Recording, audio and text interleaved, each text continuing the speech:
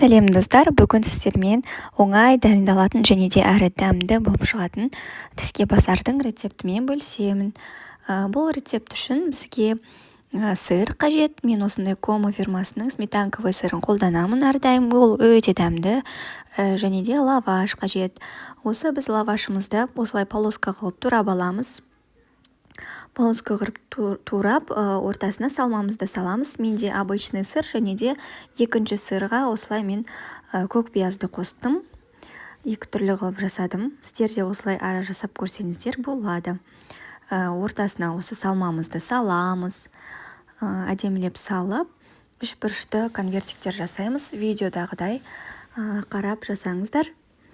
Менде мына жерде кішкене не получалось, но я сделала. Ішіне көп салмаға салып жүргендіктен сәл-сәл қиындау болды. Осылай үш бұрыш қылып жасаймыз конвертики. Одан соң былай бері қарай аунатамыз. Одан соң былай бері қарай видеодағыдай жасап шығыңыздар. Қанша керек, сонша жасаңыздар өздеріңіздің қалауларыңызша.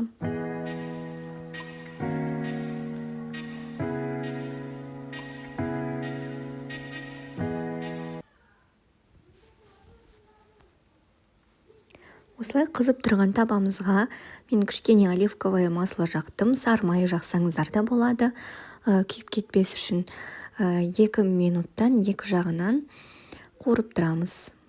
Қуырып аламыз да. Мына жағын 2 минут, келесі жағын осылай 1-2 минут тоже аударып аламыз. Ішіндегі сырымыз жылы болып ерітіліп, плавленый состояниеға жеткенше қыздырамыз.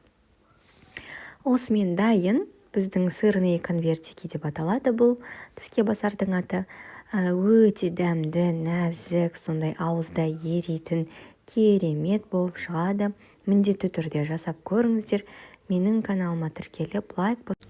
Егер де рецепт ұнаса, менің каналыма тіркеліп, лайк басып, қолдап жіберсеңіздер өте риза болып қаламын.